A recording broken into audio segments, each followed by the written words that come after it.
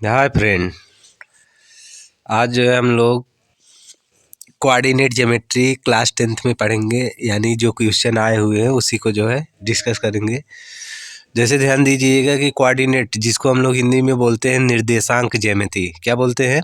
निर्देशांक ज्यामिति। ठीक है, आज हम लोग निर्देशांक ज्यामिति में जैसे जो प्रीवियस ईयर में क्वेश्चन आए हुए हैं उसी को डिस्कस करेंगे।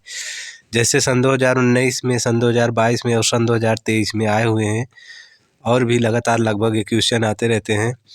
तो 2 नंबर के यहाँ से भी क्वेश्चन उठते हैं।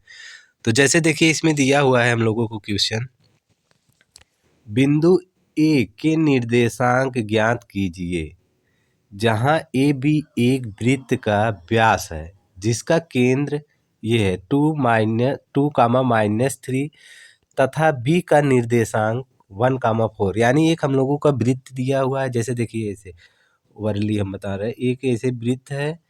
अब इसका जो ऐसे व्यास है, एक ए है और एक क्या है, बी है। ठीक है, अब इस जो सेंटर है यहाँ पे, केंद्र जिसको हम लोग बोलते हैं, ये कितना दिया है? 2, -3। ठीक है, यानी केंद्र का जो निर्देशांक दिया है वो दिया हम लोगों को 2, -3। ठीक, उसके बाद जो है यहाँ बी का निर्देशांक हम लोगों को दिया है, कितना दिया? 1, 4। ओके, तो हम लोगों को यही ए का जो निर्देशांक है उसी को क्या करना है?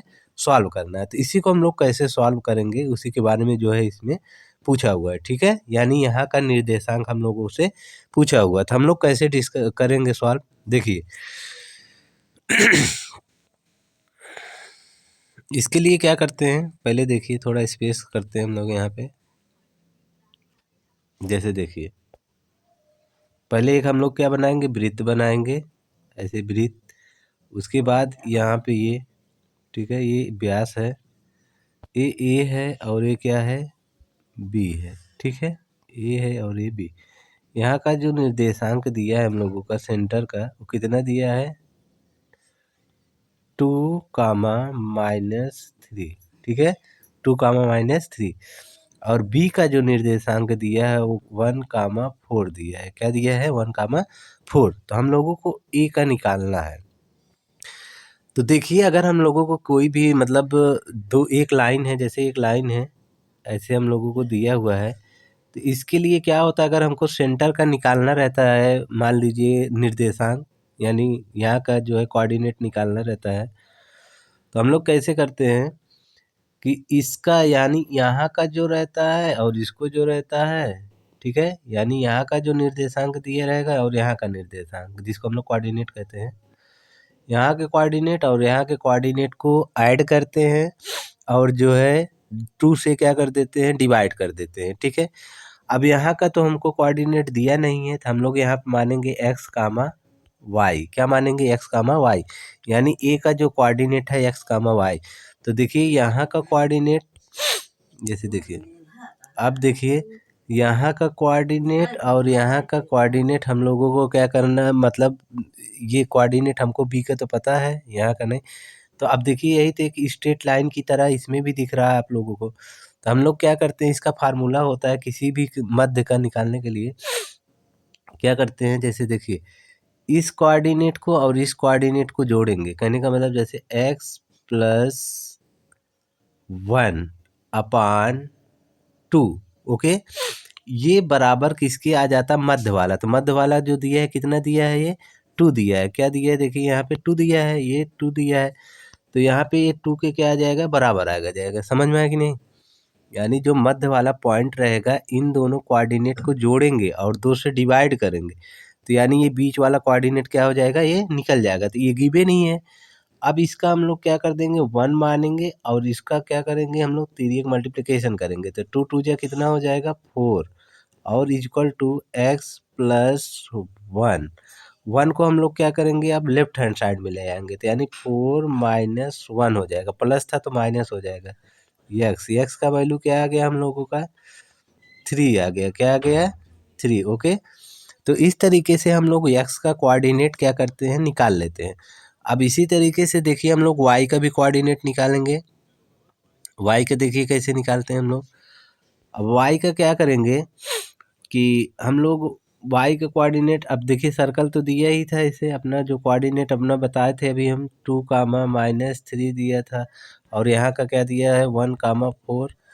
तो यहाँ पे x और y दिया था, तो हम लोगों ने x का निकाल लिया। अब y का निकालेंगे तो y के लिए भी वही होगा, यानी y प्लस यहाँ पे y का वैल्यू मतलब ये यहाँ पे y के एक्सिस क्या है 4 है, तो यहाँ पे ऐसे 4 लिख देंगे, फिर अपान क्या कर देंगे 2 लिख देंगे, ठीक है।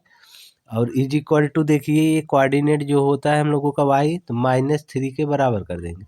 फिर यहाँ पे हम लोग 1 मान के ऐसे क्रॉस मल्टीप्लिकेशन करेंगे, 3 2 जा -6 हो जाएगा, इक्वल टू 1 से y में करोगे तो y ही आएगा, 1 से 4 में करोगे तो +4 ही आएगा।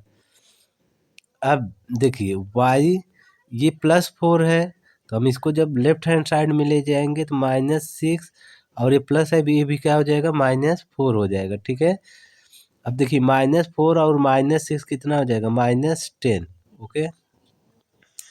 तो ये हम लोगों का क्या निकल गया, y का वैल्यू निकल गया। तो यहाँ का कोऑर्डिनेट हमारा क्या होगा, एक उसमें क्या आया था x के जगह पे, यानी हम लोगों का आया था 3 आया था 3, और y का जो कोऑर्डिनेट आया कितना आया -10 आया, ठीक है। तो ये हम लोगों का कोऑर्डिनेट क्या हो गया, निकल जाता है। तो इसी तरीके से हम लोग को निकालना पड़ता है, ठीक है।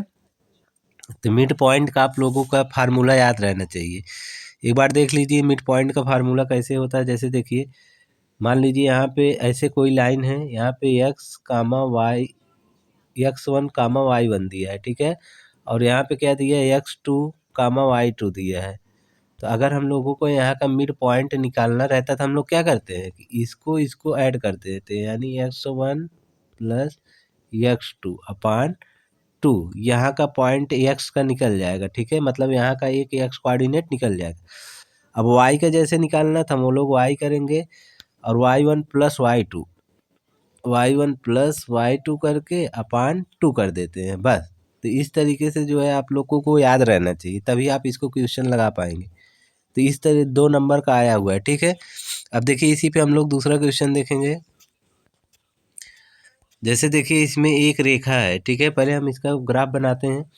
एक रेखा है जो वाई एच और एक्स एच के क्रमशः बिंदु Q और P पर प्रतिच्छेदित करती है। यदि 2, -5 PQ का मध्य बिंदु है, ठीक है, मध्य बिंदु, ध्यान दीजिए मध्य बिंदु वाला फार्मूला लगेगा, हो तो P तथा Q का निर्देशांक ज्ञात कीजिए। जैसे देखिए यहाँ पे पहले हम बनाएंगे x और y एक्सिस, यहाँ पे क्या बनाएंगे, ये x एक्सिस हो गया, ये y एक्सिस।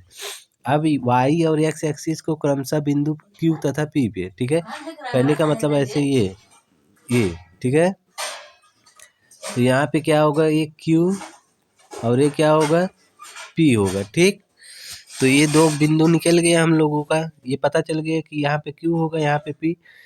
अब देखिए यदि 2, -5 PQ का मध्य, यानी यहाँ पे हम लोगों को दिया हुआ कितना दिया है 2, -5 दिया हुआ है, ठीक है, क्योंकि मध्य बिंदु है ना, तो मध्य बिंदु क्या होगा, इस लाइन का मध्य बिंदु तो यही बीच में ही होगा, तो ये 2, -5। अब इसका Q और निर्देशांक ज्ञात करना P और Q का, यानी यहाँ का निर्देशांक P का और Q का, ये और ये। तो देखिए इसके लिए हम लोग पहले क्या करेंगे, यहाँ पे जो है x एक्सिस पे देखिए क्या होगा, y क्या होगा 0, तो हम लोग एक पहले लिखेंगे x, 0, ठीक है, क्योंकि यहाँ पे y कोई भी नहीं चला है, तो इसलिए y हमारा क्या होगा 0, x हम लोगों का x मान लिए, ठीक है। और यहाँ पे देखिए क्या करेंगे हम लोग, इसमें x 0 होगा, यानी 0, और y को हम लोग क्या मानेंगे, y मान लेंगे, ठीक है। देखिए अब कोऑर्डिनेट हम लोगों का निकल गया, यहाँ का कोऑर्डिनेट पता चल गया, यहाँ का, और मध्य बिंदु पता ही है। तो हम लोग क्या करते हैं, मध्य बिंदु के लिए फार्मूला क्या होता है, यानी मध्य बिंदु यानी 2 क्या होगा 2 = x1 प्लस x2। तो x1 की जगह x है और x2 की जगह 0 है, यानी x प्लस 0 अपान क्या कर देंगे हम लोग 2। तो अब देखिए 2 2 जा क्या होगा 4 हो जाएगा, यानी x का कोऑर्डिनेट, ठीक है। तो यानी x का जो यहाँ का कोऑर्डिनेट होगा क्या होगा 4, 0, ओके, एक कोऑर्डिनेट निकल गया। अब इसी तरीके से हम लोग इसका y का निकालेंगे, किसका निकालेंगे, y का। तो y का देखिए कैसे निकालते हैं,